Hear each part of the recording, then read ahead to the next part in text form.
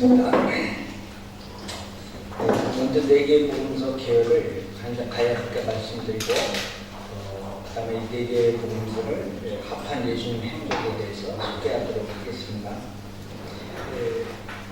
마태복음은 유대인에게 간 복음서로 알려져 있고 또 성경의 첫 복음서로 어쨌든 신약성경의 첫 복음서로 올려졌습니다. 역시 그 마태의 제일 큰 역할과 사명은 이 성경을 기록하는 데 있지 않나 그렇게 생각합니다. 솔직히 예수님이 마태를 뽑아서 마태가 한 제일 큰 일 중에 하나는 그건 당연히 마태가 이 복음서를 기록한 것이다. 아마 마태를 뽑지 않았으면 이 마태 복음서 자체가 없었겠죠. 그러고 봐서 이 마태를 예수님이 선택하신 이유가 세관에 앉아 있었고 로마 공무원 역할을 했는데 옛날이나 지금이나 그 정도 수준이면 어느 정도의 실력까지는 나름대로 우리가 이해할 수 있고 비록 헬라인에게서는 친로마파, 친일파처럼 취급을 당했지만 예수님께서는 그를 가버나움으로 부르셨고 가버나움이라는 그 동네는 세관에 있었던 그 동네로 예수님이 가버나움에 나중에 이제 보시면 알겠지만 예수님 행적을 어느 정도 모르냐 예수님이 나사렛에서 독립해서 그 복음을 전하실 때 공생 생활을 하실 때 주거지가 있어요. 예수님 주거지가 거기가 가버나움입니다. 모든 예수님의 행적의 중심은 가버나움으로부터 시작합니다. 그것을 마태는 예수님의 본동리라 이렇게 소개해요. 그 예수님의 진정한 본동리는 나사렛은 태어나고 자라신 곳이지만 예수님의 사역의 본동리를 가버나움으로 본 겁니다. 그렇게 우리에게 중요하게 그런데 이제 어쨌든 마태가 그 지역에서 선택된 사람이고 그리고 마태복음은 유대인에게 이제 이 복음을 설명하려다 보니까 마태가 또 성격이 급한지 모르지만 지금 어떤 연대기별 개념은 염두에 두지 않았어요. 왜냐하면 유대인은 교육하고 교훈하는 데 이 목적이 있기 때문에 그렇게 하기 위해서는 굳이 예수님 행적을 연대기로 소개하려는 게 아니라 너희들이 지금 생각하고 있는 것이 예수님이 생각하는 무슨 관점이다. 또 어떻게 해야 된다. 이것을 심어주기 위해서 마태가 기록되기 때문에 그렇게 볼 때 예수님의 행적 자체를 알리는 게 아니라 유대인을 교화시키기 위한 또 유대인의 오해를 풀어주기 위한 그런 복음서니까 당시에 마태가 그때 유대인들을 생각한 관점에서 제일 큰 문제들이 뭐다. 이것을 마태가 인지하고 있었단 말이에요. 그 부분을 중심으로 마태가 이제 기록해가기 시작하는 거예요. 이런 사실을 입증하기 위해서 맨 밑에 마태는 구약 성경에서 13권에서 93회를 인용합니다. 그러니까 이태인에게 이걸 증명하려다 보니까 그냥 뜬금없이 막 얘기하면 좀 그렇잖아요. 그러니까 구약 성경을 약 93번 정도 정확히 인용함으로 해서 유대인들에게 성경에 대한 사실을 부각시키는 거죠. 그리고 이제 그러니까 마가복음은 49회, 누가복음 80회, 요한복음은 33회. 그리고 또한 이루어졌느냐는 말이 약 60차례 나오는데 이것은 구약 성경이 예수 그리스도를 통해서 예언에 성취된 책임을 예언이 성취된 책과 동시에 예수님이 예언 성취의 장본인이라는 것을 유대인에게 인지시키고자 하는 것이 마태의 목적이었습니다. 우리는 그래서 이제 마태복음의 이런 목적을 잘 이해되고 한 장으로 보는 것이 이제 405쪽에 하나님의 표가 마태복음을 한 장으로 볼 수 있습니다. 예수님이 누구신가에 대해서 왕에 대한 소개를 족보를 비롯해서 소개를 하고 그 다음에 선포 예수님이 왕으로 제가 여기서 이제 다 마태복음은 왕의 소개, 왕의 선포, 왕의 권능, 왕의 배척, 왕의 제자, 왕의 순환, 왕의 부활과 증거 이렇게 해서 제가 다 왕이라는 표현을 사용했습니다. 그러니까 마태는 예수님을 왕으로 보고 예수 만왕의 왕으로 보고 기록한 배경을 이해하려고 하는 거고, 오른쪽에 보면 그리스도의 탄생과 왕, 그 다음에 예수님은 나를 따르라, 그 다음 병든 자를 고치시고, 병든 자를 고칠 때 단순히 병든 자를 고치신 것뿐만 아니라 이사야서에 예언된 대로 메시아가 오실 때 나타난 현상으로서 질병을 고치는 현상들이 나와 있는데, 바로 그런 것을 부각시킨 거죠. 그리고 왕의 선물, 예수님께서 왕의 말씀, 왕의 승리, 이렇게 해서 다 그 마태복음을 왕으로 오신 예수님에 대해서 소개한 책으로 이 책의 주제를 모아서 저도 그렇게 표현을 했습니다. 예수님이 오셔서 시험 받으신 것이 이제 기록된 처음에 마태복음에 이제 왕의 소개가 끝난 다음에 이제 시험 받으시는 장면이 나옵니다. 자세하면 여러분 설교를 수없이 할 설교니까 한 가지만 우리가 생각을 해볼 수 있는 것은 예수님이 돌로 똑똑이가 되게 말도 안 나와요. 사탄이 유혹했을 때 아마 여러 가지 방법이 있었을 거예요. 꼭 돌로 똑똑이가 되게 하는 게 아니라 뭐 하늘에서 만나가 아예 내리게 한다든가, 응?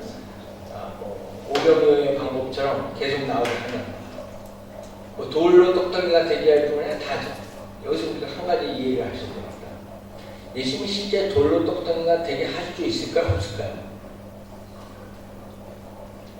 왜 대답을 안 해요? 사탄이 시험할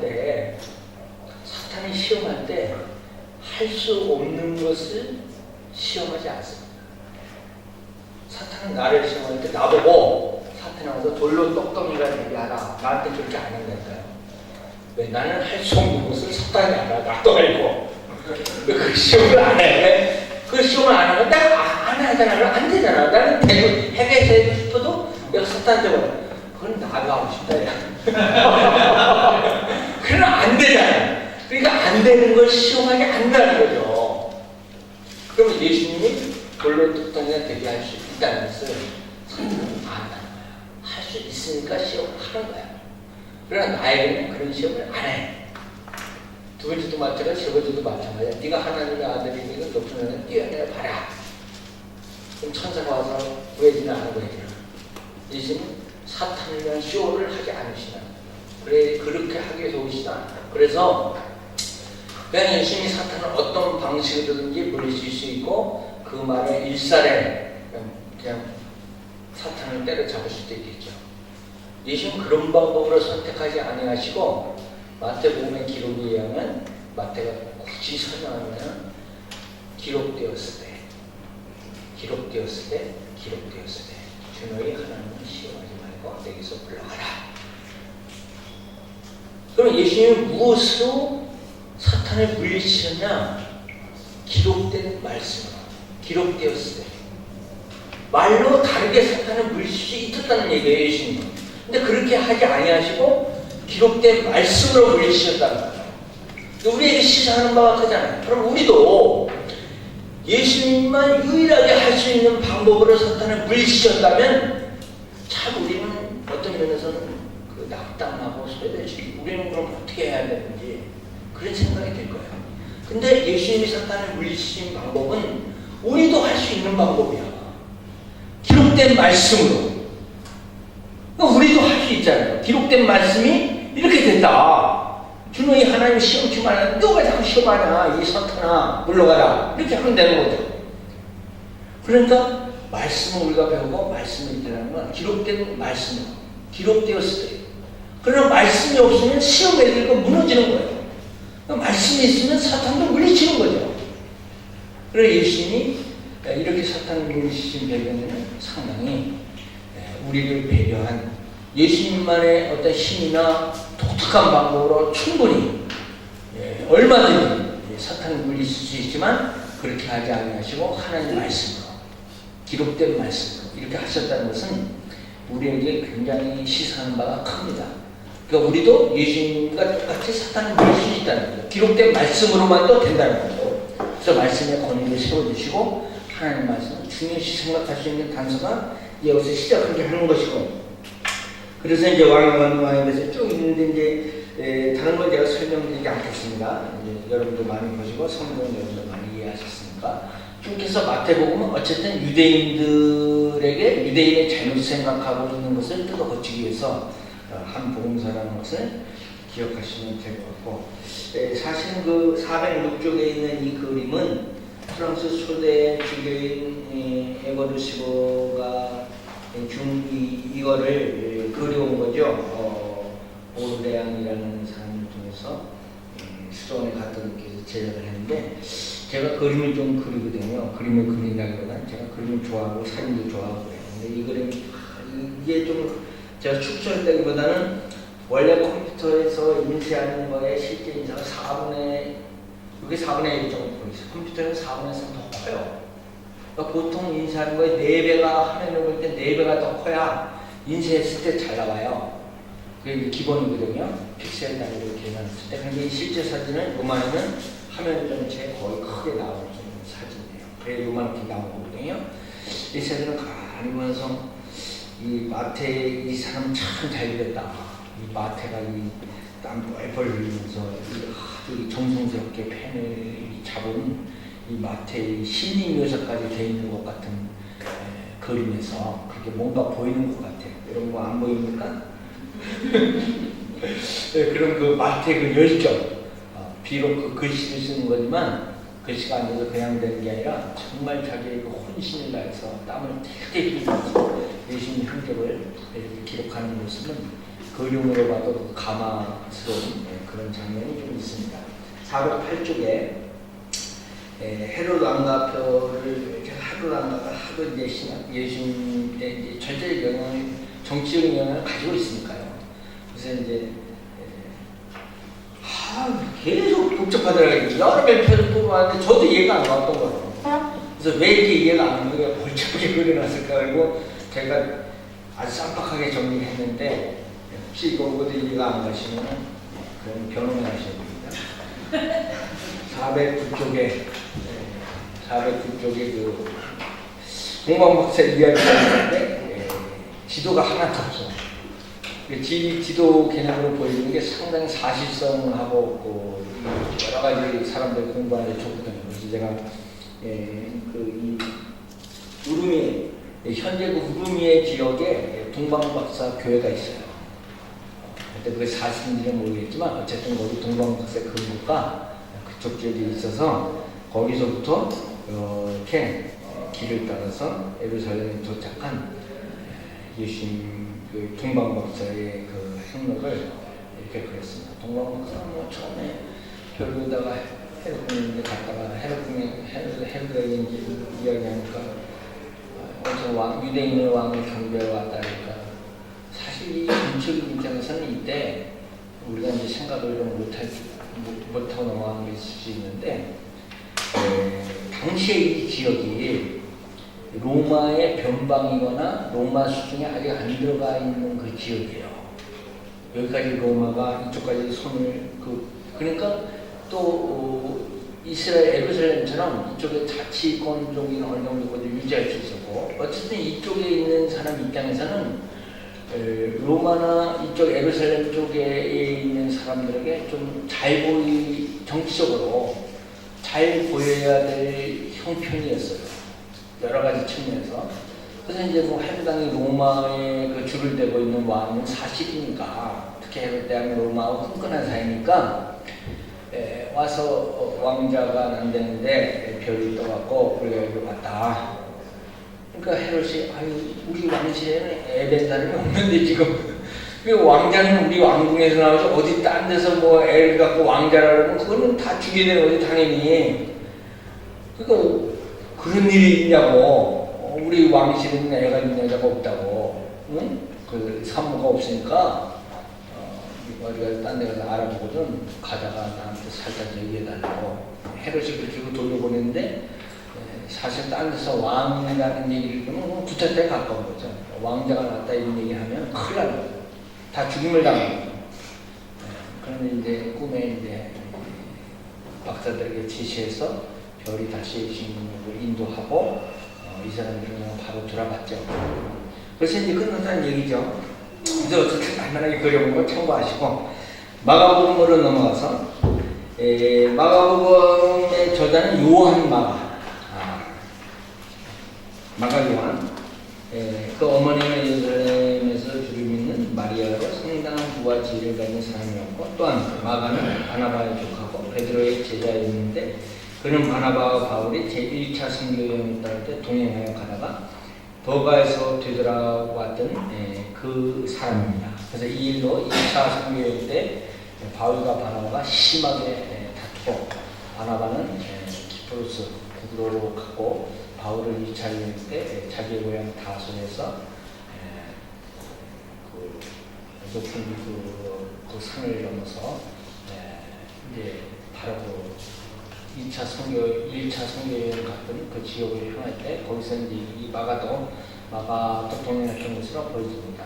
디모데도 마찬가지고 누가도 비슷하고 어쨌든 이 마가는 예수님 직계 제자가 아닙니다. 복음서를 기록한 두 명의 제자는 마가와 누가는 예수님 직계 제자가 아니고 예수님 직계 제자는 마태와 요한뿐이죠. 근데 이 예수님 직계 제자 아닌 두 사람이 복음서를 썼다는 것은 대단한 거죠. 그래서 이 마가복음을 썼는데 16장에서 굉장히 긴박하게 돌아가는 것을 아주 역동적으로, 그래서 마가복음 한번 손을 잡으면 놓지를 못하죠. 너무 속도가 빨라갖고. 그래서 그런 그 긴박성 있는 것을 이방인들에게 이 복음을 빨리 알려서 해야 되겠다 해서 마가가 그래도 이 디모데 그 바나바가 예루살렘에서 그 안디옥 교회로 가고 안디옥 교회를 맡았는데 자기 고향 다소에 머물고 있던 바울을 찾아가가지고 그래도 같이 일을 하자. 그래갖고 다시 안디옥 교회를 데려다가 같이 열심히 일하고 거기서 1차 선교에 파송받았잖아요. 그리고 키프로스 구브로로 딱 도착을 했는데 처음부터 동행했는데 키프로스에서 마가 나타나는지는 확실하지 않습니다. 어떤 사람은 처음부터 동행하는 걸 보기도 하고 어떤 사람은 키프로스에서 나타나는 걸로 보기도 하는데 어쨌든지 구브로 섬에서 마가가 이 바울과 바나바의 일행을 맞이해서 우리로 말하면 선교 여행을 다 주선하고 다 돌보고 다 안내를 했죠. 사실입니다. 마가 그렇게 해도 딱 가서 다시 거기를 구브로섬을 떠나서 딱 가니까 이제 더 이상 생각이 없어갖고 다시 예루살렘으로 돌아가 버린 거죠. 그래서 바울은 바나바하고 싸울 때 바나바는 한 번 잘못한 거면 나이 어린 애가 한 번 그런 거 같고 뭘 그러나 응? 뭐 다시 듣고 가자 이렇게 했는데 바울은 저는 또 선교 여행하다가 또 중간에 도망가는 또 싫어. 이게 전체적인 정신공격이 안 좋다. 그래서 이런 놈은 샘플로 이거 튀고 가면 안 된다. 그러다가 둘이 그냥 파고 움직이는데 누가 옳은지는 여러분들이 제가 판단할 일은 아니지만 제가 생각하기에는 바울이 조금 너무 강직하지 않았나, 자기 신앙대로. 그래서 이제 어린 마가를 좀 별로 이해를 못했죠. 그러나 나중에 마가가 바울이 여기 있을 때 옥중 좀 추가를 하고 달리면서 화해했습니다. 마가복음은 어느 시점에 정확히 기록됐는지는 누구도 모릅니다. 그러나 마가복음 역시 굉장히 복음서에서 마가가 이 복음서를 기록했다는 것 자체가 위대한 일이고 그의 평생에 이제 12제자 나머지 뭐였냐 이렇게 물어보면 좀 섭섭할지 모르지만 감히 12제자도 하기 힘든 일을 마가가 이렇게 했다는 것은 굉장히 훌륭한 사역을 한 것이고 마가의 그때 한 번의 실수가 그 성경에서 이탈한 그 한 번의 실수가 그래도 나중에 마가복음을 기록함으로 해서 보상받기로 남는 그런 엄청난 일을 마가가 수행한 것이다. 이렇게 보여지고요. 마가복음은 그래서 이제 그 중간에 보면 이렇게 번호를 그 동글뱅이 조그만 번호로 421쪽에 이제 해놓은 게 많은데 11장에서 13장 보면 무슨 이렇게 질문이 많아요. 질문이 많고 답변을 하고 이것이 아마 소아시아에 흩어져 있던 헬라인들에게 그런 궁금증을 자기가 대신해서 질문하고 답변하고 하는 형식으로 기록해가지 않았나 그렇게 보여주고요. 넘어가면서 참고로 413쪽에 신약성경 당시의 로마를 그려놨어요. 제가 이거 위성지도예요. 현재 위성지도를 갖다 올린 건데 현재 있는 이 위치가 지금 그대로 있어요. 제가 이걸 하면서 놀란 것은 1800년도 그리고 이게 어느 데서부터 우리에게 전달되는 모르지만 로마의 설계도가 있어요. 이 구역. 응? 그때는 위성이 없었습니다. 인공위성이 없었고 그냥 북덕강에 가면 손으로 그린 지도 같은 거 있었는데 그게 이 로마 거리거든요. 근데 그거를 이 위에다가 다 컴퓨터 그대로 위성 지도에다가 다 올려놔봤더니 로마에 정확한 거예요. 한치도 오차가 없어. 근데 그거는 인공위성으로 찍을 때 아닐 때 그려진 지도야. 로마의 설계 기술과 이 첨단 기술이라는 거예요. 대단합니다. 그리고 현존하는 것 중에 제일 정확한 것 중에 그 다음에 여기에 나와 있는 이거는 그때 그대로 있는 거고 지금 이 성에서도 그대로 존재하는 거고. 근데 요게 이제 제가 이렇게 크게 원 표시해놨잖아요. 트라스타베레가 여기에 그 강남이야, 강남. 근데 이 강남은 현재 로마가 커졌지만 옛날에는 강북만 쓰고 이 강남은 없었어요.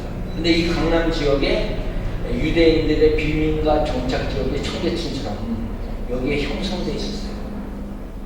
그래서 이 지역을 유대인들이 로마에 사는 유대인들, 그러니까 바울이 로마서를 보낼 때 이쪽에 있는 성도들, 여기에 있는 사람들에게 주거지가 여기니까 이 사람들이 주로 보이는 데가 여기란 말이에요. 그래서 트라스타베레 이 지역을 찾기 위해서 이 근거를 제가 찾기 위해서 굉장히 노력을 했는데 단서가 있어서 찾아졌어요. 이 단서를 찾아가지고 이 지도도 여기 찾아냈어요.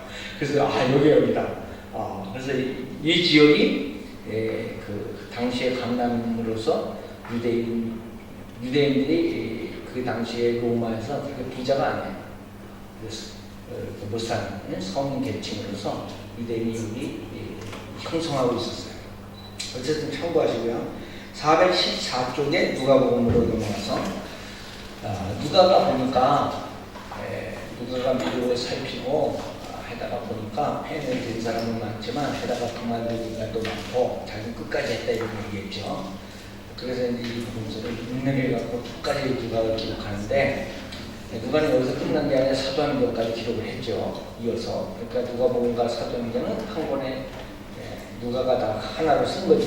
통으로. 그런데 누가가 보낸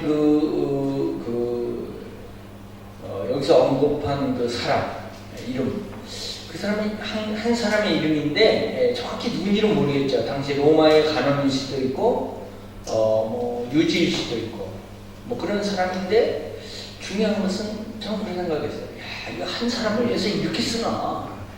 나는 뭐 좀 내가 글을 쓰면 100명은 봐야지 글을 쓰면 좀 재미가 있는데 한 사람마다.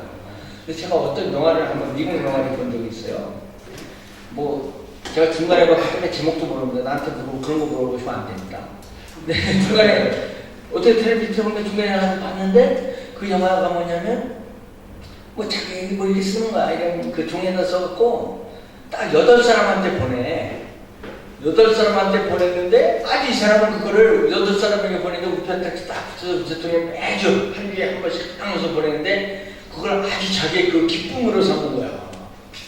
아주 그렇게 즐거워하고 그 편지 8개의 편지를 보내는 걸 아주 자기 생애의 삶에 굉장히 활력소고 기쁨으로 삼고 그것을 위해서 태어난 사람처럼 아주 정성을 다해요. 그리고 아주 정성스럽게 우편에 붙여서 또 보내고 그러면 그게 딱 8사람만 보면 많이가 안 와. 근데 누가는 딱 한 사람. 8사람은 괜찮아요. 누가는 딱 한 사람을 위해서 펜을 드는데 누가 보면 가슴을 사정을 탔습니다. 오늘 우리가 이렇게 보이지만 누가가 막상 생각을 했어. 아마 누가 그럴 줄 알았으면 좀 더 잘 쓸걸. 그래서 지켜볼 거야. 근데 이게 이렇게 될지 몰랐지, 누가가. 이게 이렇게 될지 몰랐는데, 어쨌든 오늘 시골에는 한 사람을 있어요. 한 사람을 있어요. 펜. 그렇게 되니까 누가 딱 읽어보니까 마태는 주제별로 뒤죽박죽 걷거리고 누가는 그 밖에 진행을 했고, 물론 그 복음서는 특징이 있지만 누가가 보기엔 그렇다는 거야. 그래서 누가 이래서는 안 되겠다. 좀 순서를 좀 정확히 정리를 해야 되겠다. 그래서 정리를 했는데 누가가 너무 초반에 예수님 탄생과 세례요한의 탄생이 원래 자세히 쓰려는 사람은 초반에 힘을 많이 빼게 됐어요. 초반에 힘을 너무 많이 빼니까 중간에 힘을 잃었어, 배워볼 때는. 그렇게도 볼 수 있고, 또 하나는 예수님 직계 제자가 아니다 보니까 다 들은 얘기에 의존해야 돼. 구전에 의존해야 돼. 조사는 했지만 자기 예수님께 직접 보고 배우고 들은 게 아니잖아. 그 현상을 본 게 아니고 다 들은 데 의존하니까 다 그 조사를 하는 사람한테 찾아가고 그때 당시 어떤 무슨 일이 있었냐 이렇게 조사만 다 듣겠는지 쓰니까 뭐 기록은 되지만 이제 마태나 요한이나 이제 그 비해서는 어떤 부분에 대해서 실이 떨어진단 말이에요. 그게 직접 예수님이 나타났을 때 현상들 그런 일에 대해서 자기 직접 목격한 것이 아니다 보니까 전달해서 쓰다 보니까 그런 한계점이 나와요. 그리고 이제 마태복음에 비유가 많은 이유가 있어요.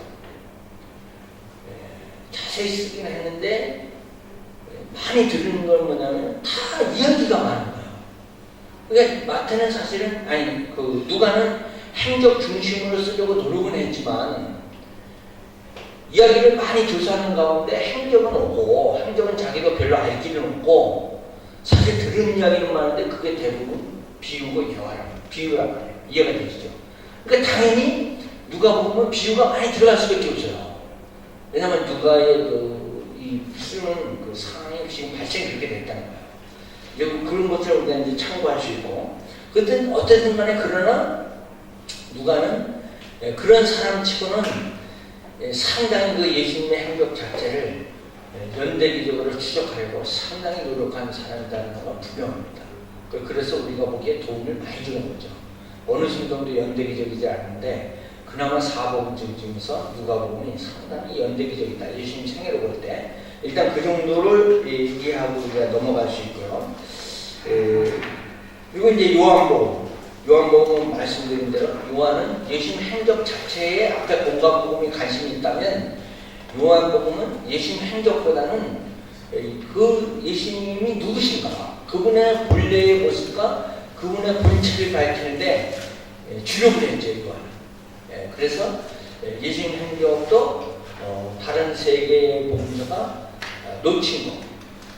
또 요한은 예수님 옆에서 사랑하는 제자가 있었는데 때로는 그분의 기대어도 보기도 하고 또 니고데모의 일을 기록했는데 운명가의 가나 혼인잔치도 기록하고 니고데모 이야기를 기록했는데 니고데모 이야기 요한복음밖에 안 나오더니 근데 요한이 가만히 예수님 옆에서 지켜보니까 니고데모가 밤중에 찾아왔다는 거죠.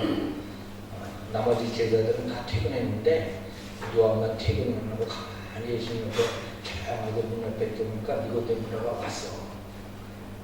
그거 봤으니까 기록할 거 아니야. 그 사람이 밤중에 찾아온 거야.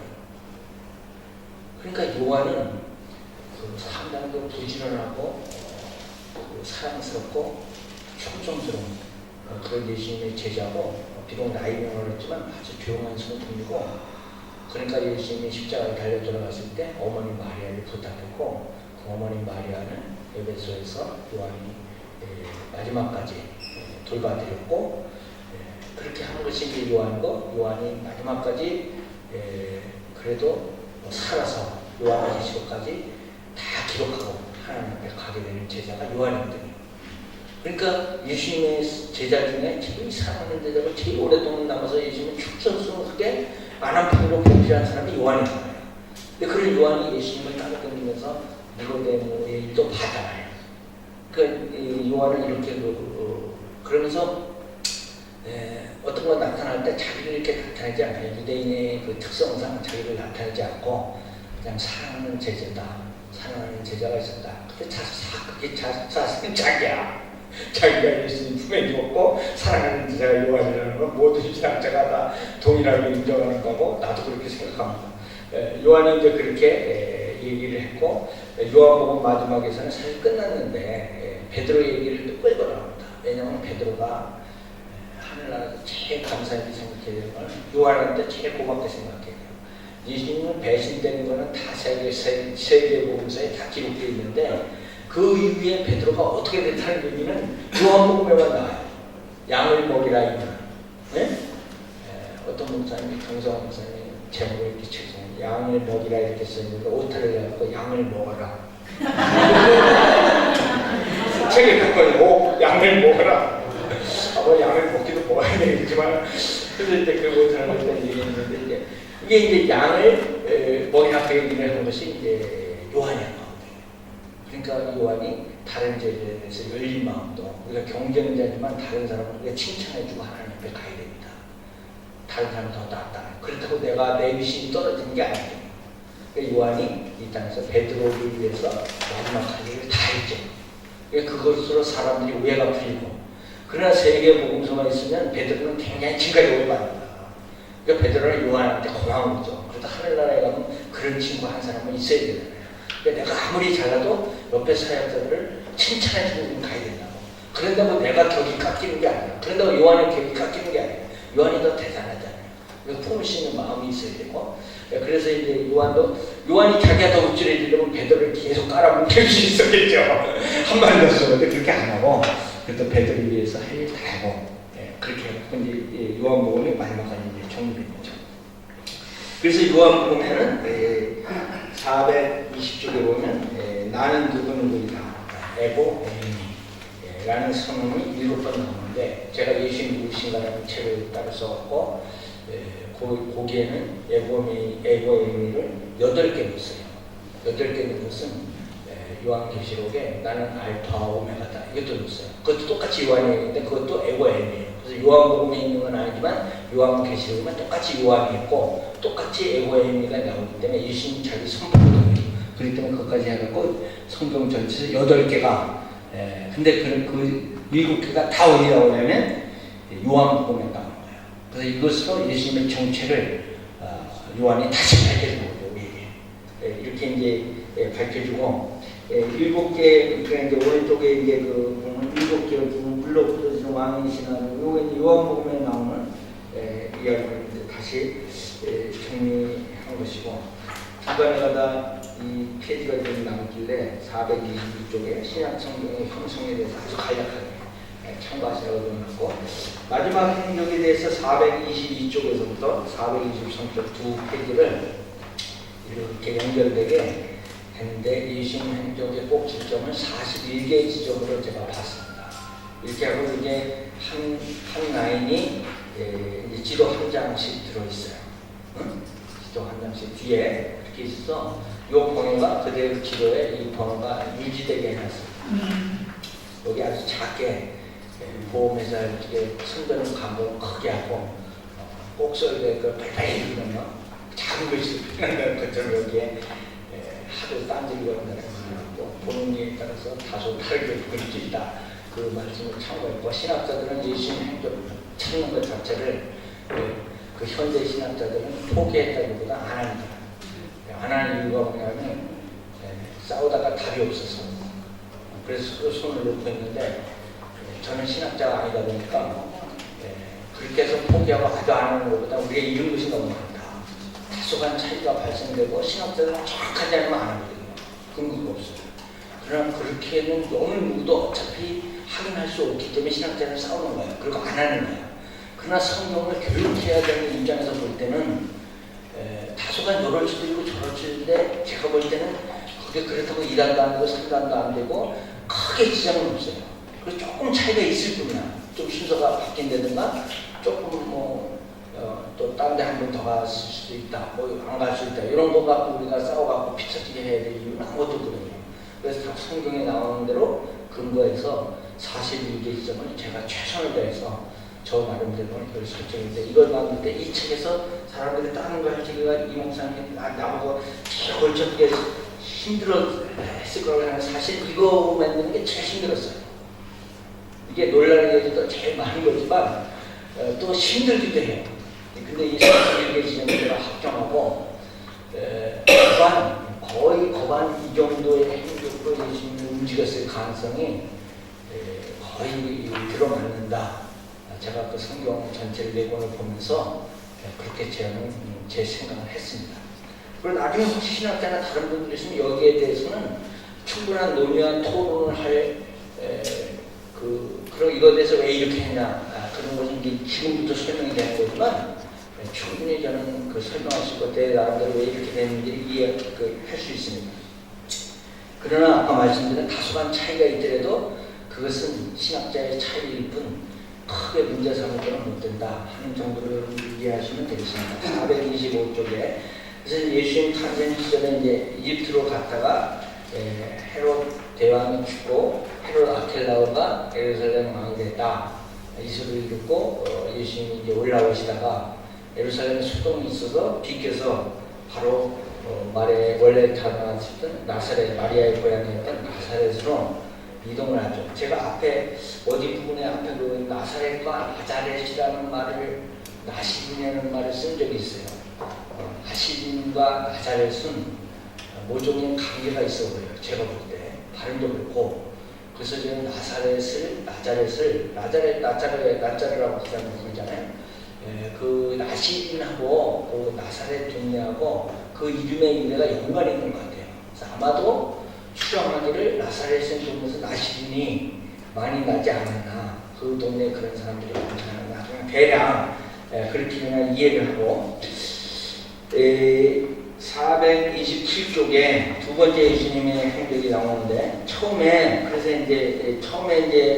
이태 가서 사셨다가 8일 만에 가는 얘기는 이제 첫번 끝나는 거고, 두 번째 예수님의 공생에 있었던 첫 번째 사건들이 여기 일어나는데 예수님이 이제 에논 가까운 요한도 살렘 가까운 에논에서 세례를 베푸니 에논 지역은 대체적으로 이 지역 쪽으로 추정합니다. 100% 확실한 건 아닌데 대체적으로 신학생이 동의하는 바고 이 정도 이 지역에서 세례요한이 세례를 베풀고 있을 때 이제 쭉 요단강을 타고 내려와서 요단강에서 예수님이 세례를 받으셨는데 아마 요한이 요단강 이거 쭉 내려오면서 세례를 준 것처럼 보여지고요. 예수님 6번에 여기서 이제 6번 지역에서 세례를 받으셨는데 세례를 받으시고 예수님 그 다음에 이제 가나 40일 계시면서 이제 시험을 받게 되는 거죠. 그리고선 다시 이제 돌아가셨는데 올라가시다가 갈릴리로 물러가셨다가 가나 혼인잔치를 초청을 받아서 어머니 마리아의 부탁으로 물로 포도주를 이렇게 사건이 있고 그 다음에 예수님이 가버나움으로 가십니다. 말씀드렸듯이 이 가버나움은 예수님의 본동리로서 예수님의 공생애의 근거점이 됩니다. 모든 예수님의 이제 활동의 중심은 가버나움입니다. 나사렛이 아니에요. 가버나움으로 이제 가셔서 이제 한 장 정도에서 예수님이 이제 공생애 1년 이제 회개하라 천국이 가까이 왔느니라 이 말씀을 마태복음 4장 17절 이 말씀을 가버나움 중심으로 여기서 전해서 제가 이 지역 가보지 않았잖아요. 이성사진을 한번 살펴보고 집이 어딘지 위치가 어딘지 다 제가 확인했는데 썰렁해요. 아무것도 없습니다. 이 지역은 그냥 강강 벗으면 그냥 예수님 승천교회 탈북교회 그냥 거기에 가서 쌀랑한데 강강처럼 넓은 그냥 강장에 맥주만 되고 도시가 그렇게 되어버렸어요. 예수님 당시의 도시 지금 활기 있는 도시는 나사렛밖에 없습니다. 그리고 이 지역은 그러나 당시로서는 로마가 가난하고 있었던 신도시들로서 상당한 활기가 있었던 그런 도시들로 보여지고 예수님 입장에서는 신도시로 활기차게 움직이는 가버나움에 들어가심으로 해서 자기 신변도 좀 숨쉴 수가 있고 은밀하게 숨쉴 수가 있고 또 활력 있는 도시에서 활동을 하심으로 말미암아 당신이 하고자 하신 일을 펼쳐나갈 수도 있었다.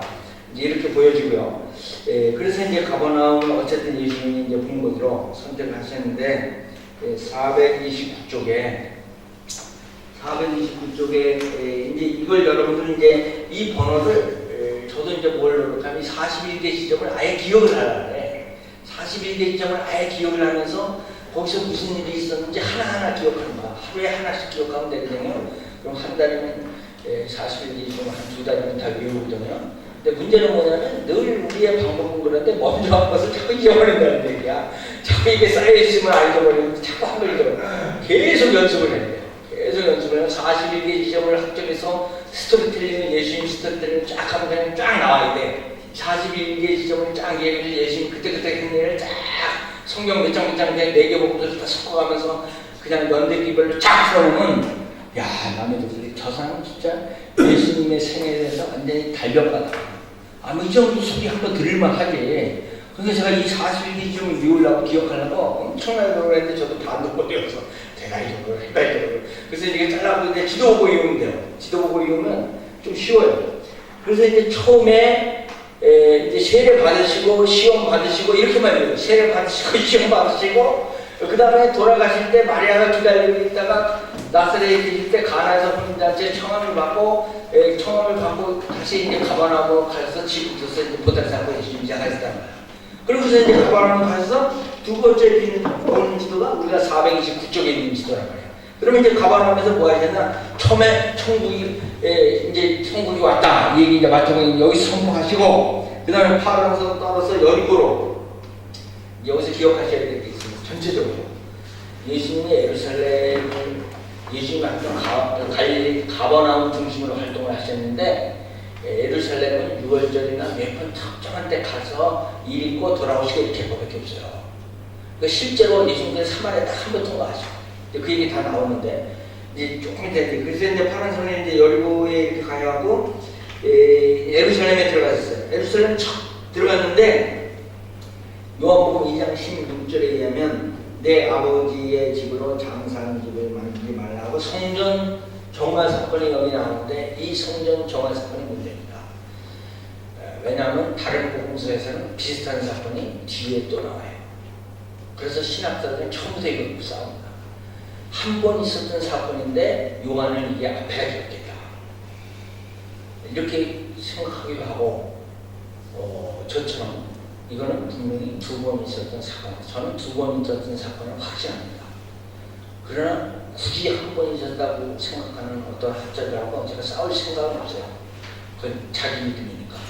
그러나 제가 볼 때 이렇게 했는데 이걸 한 번 있다고 한 번 했다고 주장하는 학자들의 얘기는 뭐냐면 예수님 넘어 공생의 초기 시작부터 부담스러운 일을 하셨다는 거예요.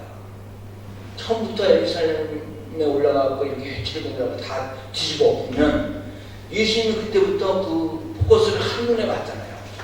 예수님이 요시차이 되는 거야. 예루살렘의 그 사람들로부터 벌써 눈밖에 나고 이게 지목을 받는 거야. 그래서 저 깡패냐, 저 예수가 누구냐 이렇게 벌써 하는 거야. 근데 예수님이 그런 행동을 사역 초기서부터 하시기가 만무하다 이렇게 생각합니다. 저는 다윗의 전법을 알고 있는 사람으로서 예수님은 충분히 3년만 딱 하실 생각을 하셨고 처음부터 이렇게 행동하시는데 거침이 없었다고 저는 생각을 해요. 예수님은 부담 주고 조용히 하고 잘하고 이러는 생각이 아니라 딱 처음부터 예루살렘 들어 올라가서 열받아가지고 그리고 이제 정치의 배경은 제가 여기 설명 안 드는데 당시에 예루살렘 총독이 있었죠. 새로 그 카이사르에게 매일 드린 제사를 드리고 대제사장도 어용 제사장입니다. 제사장 뿔이 자체가 잘못된 겁니다. 자기는 그냥 막 로마에 의해서 선택된 대제사장이고 볼 수도 없어. 가짜들. 그리고 자기 다 수하돼요. 집안이 다 예루살렘 중에서 헤쳐먹고 있는 거거든. 그러니까 예수님이 올라와서 예수님 깡패가 아니에요. 그래서 이런 것이 뭐 성된가 싶어하고 예수님이 처음 왔었는데 정리하신 것으로 그러니까 그때부터 예루살렘 성전 중심으로 자칭 대제사장 그 당시에 이 사람들은 예수님을 표적으로 삼은 거죠. 저는 언젠가 죽일 건다. 응? 언젠가 제거해야 될 인물로 예수님을 찍은 거예요. 이미 이때 찍은 거예요. 제가 볼 때. 그리고 그런 현상이 이제 예수님 행정 내내 나타납니다. 이미 이때 찍혔고 예수님이 그리고 만약에 이런 사건이 이것이 이후에만 생각한다면 예수님이 처음부터 찍혔다는 그 사람들이 예수님에 대한 관심 자체가 지나치게 지대해요. 아무리 갈릴리에서 예수님을 그렇게 여러 가지 해도 그렇다 그러면 그건 죽일 일이 아니에요. 병자리고 정말 좋아할 일이지. 그리고 자기들도 혹시 연장하는가 이렇게 생각할 일이지. 뭐 그렇게 예수님을 죽여야 될 일이 아니에요. 그렇게 반대편에만 있어야 될 일이 아닌데 그렇게 끝까지 그런 길로 가는 걸로 보아서 이 사람이라고 예수님은 하나 되게 글러보낸 그런 이제 다른 길을 가는 그런 이제 보이거든요. 그래서 그 사건의 중심에 처음에 이 성전 종말 사건이 있었다고 본 거예요, 저는. 그래 나중에 올라가서 또 하니까 또 한 거야. 이렇게 두 번 한 거야. 그리고 이제 이런 일을 믿고 이제 가다 보니까 그래서 내 집은 그 장사하는 집을 이 집으로 만들지 말라 그러고 11절에 열거분 전인들 가면서 이렇게 하는데 그 후에 예수께서 제자들과 함께 땅으로 가서 유대 땅으로 가서 거기 함께 이루하시면 요한복음 3장 22절 그리고 올라가다가 요한복음 4장 11절에 수가 여인을 만납니다. 이때가 유일하게 예수님이 사마리아 지역을 통과하신 사건입니다. 그러면 유대는 이제 유대 땅에 가시면 가셨다고 요한은 굉장히 가시는 거 합당하시는 걸 강조하려고 노력을 하지만 사실은 예수님이 유대 땅에서 하신 일이 없어요. 유대 땅은 순전히 예루살렘에서 있었던 일이에요. 근데 예루살렘에 있었던 일이라는 것은 늘 유대인은 싸운 거야 그냥. 그리고 사마리아는 딱 한 번 통과했는데 이 사건인데 사마리아를 딱 한 번 통과하시면서 그러면 구약으로 보면 이스라엘 땅이라고 말하시는 구약 성경으로 본다면 유대하고 사마리아밖에 없잖아요. 지금 갈릴리는요 구약에서 본다면 떨어져나가고 이 요단 동쪽 떨어져 나왔잖아요. 이건 이스라엘 땅이 아닙니다. 구약으로 아주 그냥 솔직히 얘기한다면 이게 이스라엘 땅이라고 보기 어려워요. 그럼 이스라엘 땅이라고 남유다 북이스라엘 나눠졌을 때도 이스라엘 땅이라고 볼 수 있는 게 그나마 이 가나안 땅이라고 볼 수 있는 게 이쪽이란 말이에요. 근데 여기서 평생 예수님이 한 번 지나갔어요. 사마리아. 그리고 예루살렘에 유대 땅에는 가신 일이 없고 예루살렘에 가서 성전에서 싸우기만 했다고요. 나중에 사도행전 1장 8절에서 왜 예수님이 네가 성령 받으면 예루살렘 복음화 시키고 그 다음에 유대 복음화 시키고 그 다음에 사마리아도 복음을 전해라. 그리고 땅 끝까지 가라. 이걸 지금까지 우리가 어떻게 성경을 해석하냐면 점진적 성경 명령으로만 이해됐어요, 사람들이. 이게 지리적 개념이 없어서 그래요. 물론 점진적 성경 명령으로 봐도 뭐 크게 이상은 없어요. 뭐 어차피 했는데 하고 또 가고 그래야 되는 거니까. 그러나 제가 이 말씀을 얘기하는 이 지리적 얘기가 예수님이 왜 이렇게 말씀하셨나 그걸 생각해 볼 때에 예수님이 예루살렘에도 복음이 전달돼야 된다고 하는 거예요. 유대도 복음이 전달되다고 하고 사마리아도 해야 된다. 그때 반대로 길 건너 베레아나 갈릴리는 예수님이 지목하지 않습니다. 왜냐하면 갈릴리하고 베레아는 예수님이 할 만큼 했다는 거예요. 예수님 계실 때 이루어졌다는 거예요. 여기는. 그러니까 갈릴리와 베레아 지역을 언급하지 않아요. 예수님. 오히려 사마리아 지역을 언급하죠. 예수님이 당신의 고향이나 당신이 있었던 지역을 언급하려면 갈릴리를 언급해야 되거든요. 근데 갈릴리는 언급이 없어요. 그러나 나중에 예수님께서 그 지역에서 내가 이 지역에서 이렇게 복음을 전했더라면 이미 그냥 시돈 땅에 이렇게 나오거든요. 어쨌든 이렇게 해서 이제 가는데 여기 중요한 게 있어요. 돌아가다가 처음에 예루살렘에서 갔을 때는 처음에 예수님이 예루살렘에서 가서 성전 정화시키고 갔을 때는 가나 혼인잔치를 하기 위해서 예수님 어머니가 기다리고 있었을 거야. 근데 두 번째는 가서 이제 지금은 이제 이쪽으로 이제 사마리아 땅을 통과해서 가셨을 때는 처음에는 사마리아 땅을 통과해서 가신 것이 아니라 이제 이 빨간 선으로 이 427쪽은 사마리아로 가신 근거가 없고 요단강 빼갖고 이쪽으로 위하셔서 그들과 부딪히지 않고 가셨던 것을 보여주고 이제 429쪽에서는 아주 급습을 한 거죠. 어느 날은 사마리아로 갑자기 들어가 버린 거죠. 그래서 이제 우물가에 여행 만나고 뭐 어쩌고저쩌고 하니까 말이 자꾸 안 통하니까 그냥 예수님이 직접 통해드리죠.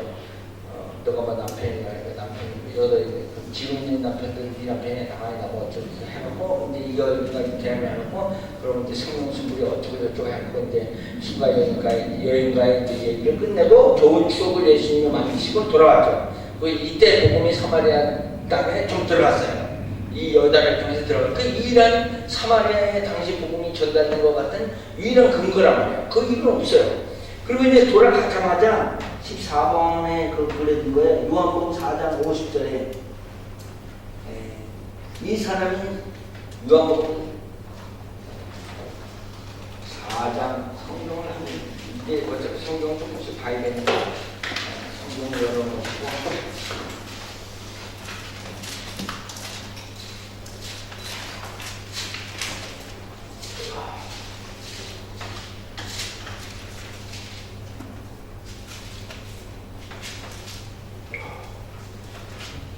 요한복음 4장에 이제 그 43절, 4장 43절에 보면 이틀이 지나면 예수께서 거기를 떠나 갈릴리로 가시며, 이게 거기를 떠나 이제 사마리아 지역을 떠나서 갈릴리로 가시며 친히 증언을 하시기를 선지자 고향에서도 기운 말씀하신다고 갈릴리의 이름에 갈릴리인들이 그를 영접하니 이는 자기들도 명절을 갔다가 예수께서 명절 중 예루살렘에서 하신 모든 일을 보았습니다. 예수께서 갈릴리에서 간 사람이 예수께서 명절에 가서 예루살렘에서 예수님이 하신 일을 다 보았다. 무슨 일을 보았냐? 성전 정화 사건을 하는 것을 보았다는 얘기예요. 왜냐면 여기서는 뭐 병정 진보하는 것도 그런 거 아직 안 했거든요. 그럼 예수님이 가는 거는 뭘 봤냐? 제가 볼 때는 성전 정화했던 사건을 갈릴리 사람도 봤다는 거예요. 그걸 봤다는 거죠. 그러니까 예수께서 다시 갈릴리 가나에 이르시니 전에 물로 포도주를 만드신 것이요 왕의 시내가 있어 그의 아들이 가버나움에서 병들었던, 이건 가버나움 예수님 이사간 동네인데 거기서 병들어 있는데 다시 예수님이 가니까 이쪽으로 가니까 그가 예수께서 이대로부터 갈릴리로 오셨다는 것을 듣고 가서 청하여 내려오셔서 내 아들의 병을 고쳐주소 하니 그가 거의 죽게 되었습니다. 예수께서 이르시되 너희가 필력과 기사를 보지 못하면 도무지 믿지 아니하리라 이런 말씀을 신하가 이르되 주여 내 아들가 죽기 전에 내려오셔서 예수께서 이르되 가라 내 아들이 살아있다 하니 그 사람이 예수께서 하신 말씀 믿고 가더니 내려가는 길에서 그 종들이 오다가 만나서 아이가 살아있다 하거늘 그 낳기 시작한 때를 본즉 어제 7시에 열기가 떨어졌나이다 하느니라. 그의 아버지가 예수께서 내 아들이 살아있다 말씀을 하신 그때인 줄 알고 자기와 그 온 집안이 다 믿으리라. 이것이 예수께서 유대에서 갈릴리로 오신 뒤에 행하신 두 번째 표적이니라. 자, 벌써 이 왕의 이 아들 되신 이 사람 아들이 백부장의 이야기는 사실 우리가 백부장 이야기를 말하는데 이 사람은 백부장보다 더 직분이 위에요. 근데 우리는 이야기를 자꾸 빼먹어요. 백부장은 누구를 카피했냐면 이 사람을 카피한 거예요. 이 로마 가난이 내지는 군인으로 이 사람도 보여지는데 로마 백부장은 이 사람 수하의 위치나 더 직급이 낮은 사람이었어요 사실. 근데 자기 수하에 나중에 그러니까 이미 이전에 두 번째 예수님이 요한을 밝히는 게 뭐냐면 이 사람 사건이 이미 두 번째 했다는 거예요. 근데 이 사람도 이미 예수님 만나고 어쩌고 안 했어요. 그냥 예수님이 명령을 했으니까 끝났단 말이에요. 이 사건이 이제 있었어요.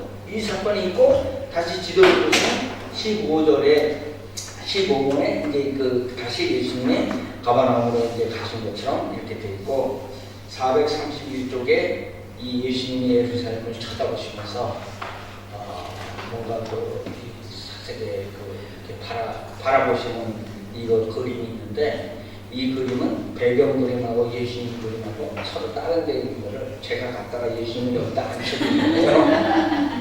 제가 이런 장면을 좀 잘하는데 어떤데 예수님 옷도 바꿔봐요. 제가 노란색을 파란색을 바뀌고 근데 이제 이 그림은 예수님의 딴 데 있는 그림인데 이걸 다 갖다 예수님을 앉으시니까 백남주인가 그 비디오와 달리게 또 자기가 그림 장면을 만들었거든요. 저는 그림을 서로 막 따라가 옮기는 거 이걸 내 아트를 생각해서 너무 남이 그런 걸 막 하는 게 있어요. 요거는 사진도 그렇고 예수님 그림도 그렇고 많이 알려졌거나 오래된 저작권을 누구도 주장하기 어려운 제가 그런 것만 찾아요. 이렇게 해서 합성해서 만들었는데 이 합성한 사진은 이제 제가 저작권을 갖고 있는 거예요. 이게 내가 믿는 거니까. 이렇게 해서 이제 뭔가 제가 예수님이 예루살렘을 바라보시면서 그 다음에 나무도 이렇게 그 이파리 하나 없는 게 다 떨어지고 뭔가 이 분위기가 이 산에서 느껴지고 풍기는 것 같지 않습니까? 아니면 말고 432쪽에 이렇게 해서 이제 지도를 보고 지도 한 장 한 장을 가지고 예수님 행적을 쫙쫙 들어오면 돼요. 그러면 이제 이해가 되는데 이제 지금 조금 복잡해지기 시작합니다. 432쪽에 17번에서 17번 가버나움에서 사실 가버나움에서 처음에서 16번이 됐죠. 16번에 이제 또 한 번 오신 거예요. 또 한 번 오셨는데 요한복음 5장 8절에서 요한복음 5장에서 오래된 종들을 고치시는 예루살렘 두 번째 방문 5장 1절에 그 후에 유대인의 명절에 예수께서 예루살렘에 올라가시니라. 근데 예루살렘에 있는 양문 곁에 히브리 말로 베데스다라 하는 곳이 있는데 거기에 행각 5이 있고 그 안에 많은 병장인데 우리 내려와 그래서 이 6절에 예수께서 그 누운 것을 병이 벌써 오래된 줄 아시고 이르시되 내가 바꾸지 않느냐 그걸 말씀이라고 물어보시니까 그런 얘기는 아니지만 8절에 예수께서 이르시되 일어나 내 자리를 들고 걸어가라. 그러니까 그 사람이 곧 나서 자리를 들고 걸어가니라. 이날은 안식일입니다. 이제 안식일 갖고 싸우는 거야. 근데 유대인들이 병 나은 사람이 이렇게 네가 안식일인데 왜 일어나? 그대로 알겠지. 그러니까 내가 일어나는 게 당연하다. 예수님이 일어났어요. 일어났다. 그래갖고 걸어갔다. 14절 그 위에 예수께서 성전에서 그 사람을 다시 만나 이르시되 보라 내가 나았으니 더 심한 것이 생기지 않게 다시는 죄를 범하지 말라 하시니라. 사실 이 말씀을 보아서는 이 사람의 병은 죄를 지면 또 걸릴 수도 있고 더 심한 것이고 했던 그런 뉘앙스가 나타나기도 하지만 18절에 유대인들이 이로 말미암아 더욱 예수를 죽이고자 하는 여기서 잘 보세요. 유대인들이 이로 말미암아 더욱 예수를 죽이고자 하는 저는 이런 문맥에서 이로 말미암아 이런 표현을 이로 말미암아 또 이전에 딴 것도 있었다는 얘기예요. 그러니까 첫 번째 오셨을 때 성전 정화했으니까 그 일이 있었는데 이로 말미암아 또 두 번째 예수님이 예루살렘 오셨는데 이번에는 병자를 안식일 날 고쳐? 이제 이렇게 돼버린 거예요. 그러니까 이로 말미암아 또 그러니까 이로 말미암다는 건 전에도 무슨 일이 있었던 거예요. 그러니까 그게 바로 성전 정화 사건. 이렇게 해야 성경이 이해가 돼요. 그래서 이게 다 맥락이 풀리거든요. 그러니까 죽이고자 하니 이는 안식일을 범할 뿐만 아니라 하나님을 자기의 친아버지라 하여 자기를 하나님과 동등으로 삼으시니라 이렇게 해갖고 이때 두 번째 예수님 예루살렘 방문했을 때는 첫 번째 방문했을 때 성전 정화, 두 번째 방문했을 때 이 목가에 이 오래된 병들을 안수면 고치시고 그렇죠. 이렇게 했는데 이제 갔는데 이제 이렇게 해서 이제 가버나움에 들어가서 가버나움에 가셨다가 다시 나사렛 동네에 갔는데 이때 청년을 살리시고 누가복음에 의하면 그 다음에 다시 그 나사렛 그 밑에 다시 나인과 나사렛 동에 가서 다시 그 배초를 마셔서 고향에서 높임 받는 사람 뒀다 이렇게 하시고 그 다음에 이 7호선 이 오른쪽으로 가셨는데 이게 어디까지 가셨는지 정확히 않습니다. 그냥 지도를 제가 그리기 위해서 쭉쭉 걸는데 왜냐하면 거라사 지역을 갈릴리 바다 동쪽 그냥 가까운 데로 거라사를 보는 사람도 있어요. 그리고 제가 말한 이 지역을 거라사라고 보기도 하고 근데 지금 이게 그렇게 따지지 못되고 여기에 대해서 신학교들이 분분하고 그렇기 때문에 그 다음에 그 갈릴리 바로 동쪽에 거라사를 만들어 놓은 거는 제가 보기에는 유대인들이 여러 군데를 너무 여기까지 지금 관광지로 여기 사람을 끌고 데려다니려면 노르다 지역 자기네 영역이 아니야. 그래갖고 자기네들이 소개할 수 있는 가까운 지역에다 자꾸 관광지를 뭔가 만들어 놓으려고 해갖고 여기다가 거라사를 만들어 놓은 것 같은 느낌이 좀 있어요. 그런 게 많거든요. 무고산에다 노뱀을 만들어 놓지를 않아. 그 다음에 예수님 세례받은 당시 그냥 엉뚱한 데 갖다 놓지 않나. 지금 그래서 지금 현대 관광지를 다 믿을 게 없어요. 어쨌든 그런 점이 있는데 뭐 그렇거나 아니거나 제가 지리학자가 아니니까 따질 거 없고 대가벌리 지역에 사역을 하셨던 건 사실입니다. 성경에 나오니까 대가벌리 지역과 베레아 지역은 거의 붙어있는 지역으로서 조금 내려가면 베레아 지역이고 조금 올라가면 대가벌리 지역입니다. 그러니까 대충 이 지역 정도에서 있었다 이렇게 이해하시면 돼요. 우리가 이해할 때는 정확하게 그렇지. 여기서 사실은 이 지역에서 가시면서 귀신들이 아이를 고치시고 혈류증 여자가 이치기적이고 그 다음에 소녀를 살리는 것을 여기서 했고 그 다음에 소경을 살리신 것을 여기서 했어. 그럼 예수님 초기에 그 병자를 고친 많은 사건들이 가버나움 중심으로 해서 이쪽에 그 대가볼리 지역에 이쪽에서 먼저 이루어졌잖아요. 이거 베레아 지역에 대가볼리 베레아 지역이 이쪽이거든요. 이쪽에서 예수님의 사역이 사실 먼저 이루어지고 유대에서 예수님 사역이에요. 아까처럼 핵심이 이렇고 예루살렘 가는 분이 사마리아에서 가시는 행적이 없어. 제가 왜 이 얘기를 자꾸 드리냐면 구약 성경 개념으로는 예수님이 자기 땅에 오시면 되는데 자기 땅에 오시면 그러면 이쪽으로 오셔야 되는데 여기에선 못한단 말이야. 그러니까 예수님이 속이고 그 제자들에게 나중에 그 이쪽 복음화의 명령을 내릴 때 다 이쪽의 명령을 내린 거예요. 예수님이 자기 땅에서 여기서 출발했는데 여기서 하고 싶지 않은 사람이라 계속 배척을 받거든요. 사마리아에서 배척받고 유대인에게 배척받고 그래 하고 싶다 하지도 않아. 될 수도 없어. 그러니까 제자들에게 내가 성령받으면 여기 복음화 시키라는 거야. 예수님 이야기가. 그러니까 예수님 안 됐다는 거죠. 안 됐으니까 복음화 하라는 거죠. 근데 이제 이쪽 베레아 지역이나 오히려 갈릴리 지역은 예수님 살아계실 때 다 한 거예요. 할 만큼 하신 거예요. 그래서 이제 그렇게 됐고 그리스도의 사역 그 3년째 이루어지는 그 기도가 435쪽에 나오는데 435쪽에 예수님의 행적 기도가 나옵니다. 예수님 이 행적 기도가 이제 이 435쪽이 이제 아주 이제 복잡하죠. 근데 이렇게 복잡하게 그리도록 제가 얼마나 머리를 생각하겠어요.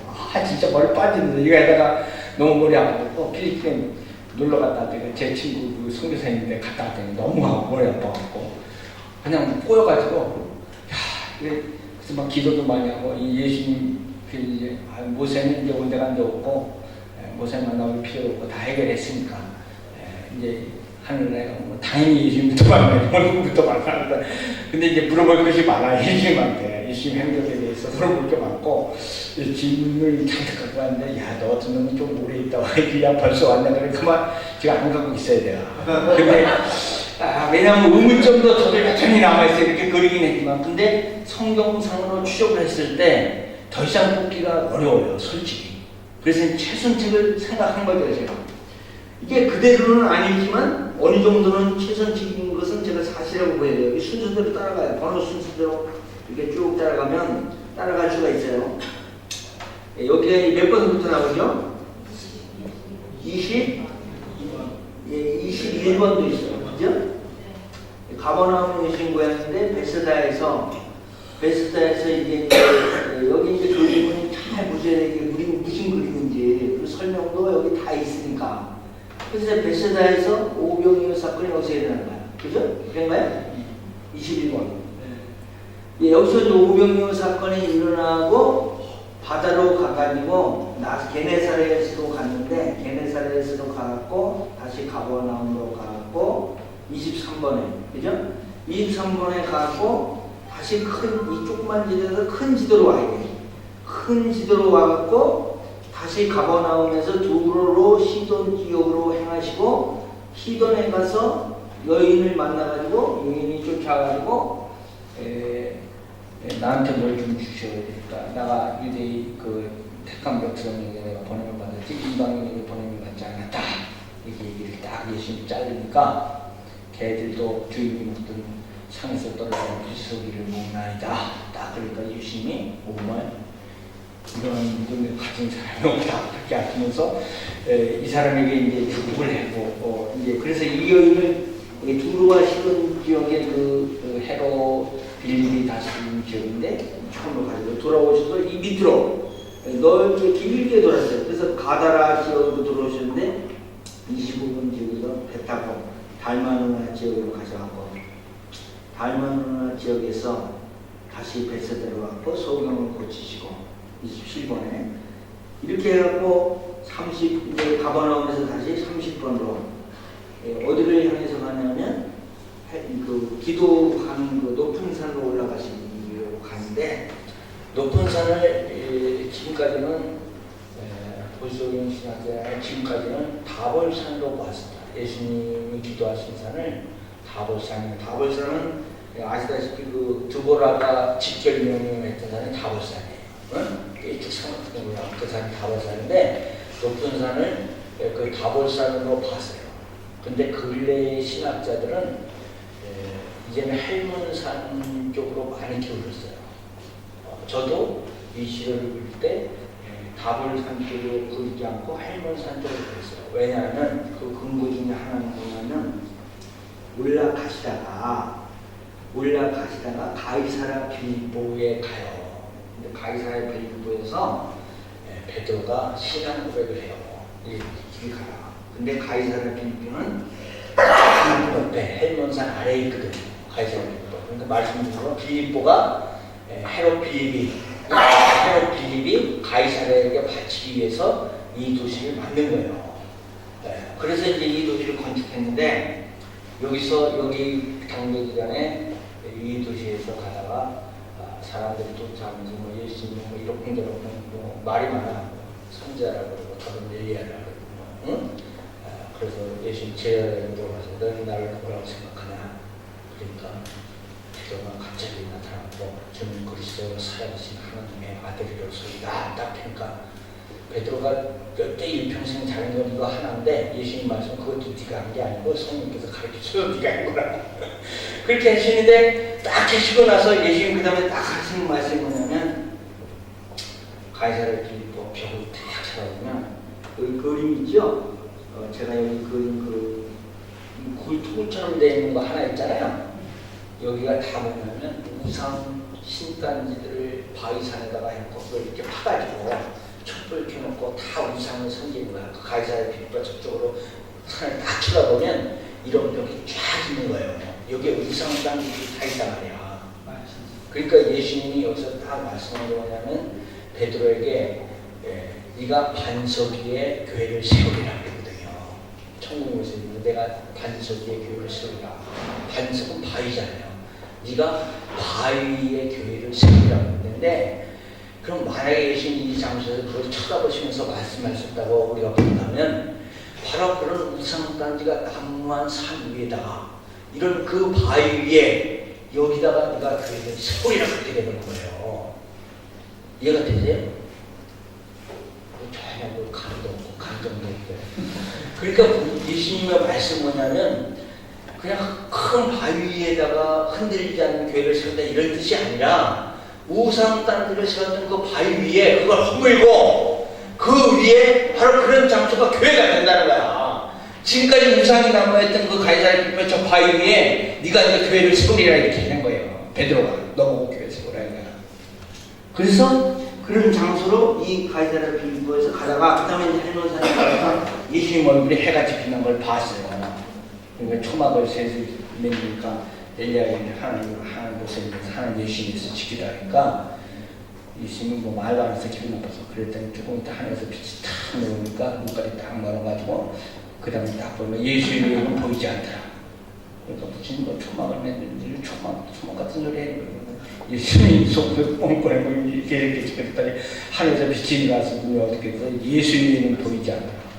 그러니까 예수님만 위해서 뭘 했는지 집을 짓든지 말든지 무슨 뭐 엘리야를 위해서 모세를 아직도 정신이 못 잡니까 예수님 제자들이 그렇게 해서 이제 이 산에 가서 이따가 이제 기도하시고 들어오시는데 30번에 제자들이 이제 이때부터 또 싸우기 시작합니다. 그런 일이 있었는데 뭐냐면 하늘나라에 가면 내가 오른편에 그러면서 이제 누가 크냐 이 이야기를 여기서 하는 거예요. 30번에 이 이야기를 이제 하다가 예수님 이야기 하다가 이제 여기서 이제 내려오셔가지고 달마누라에서 난전을 해갖고 이제 예수님이 이제 그 사마리아 지역을 통과하시려고 시도를 했는데 여기서 사마리아 지역에 누가복음 9장 54절에서 주여 우리가 불을 명하여서 하늘로부터 이때 엘리야와 엘리사 생각을 좀 한 거죠. 하늘로부터 불이 내려와가지고 그냥 그리고 요 지역이 요 사마리아 요 지역이 여기가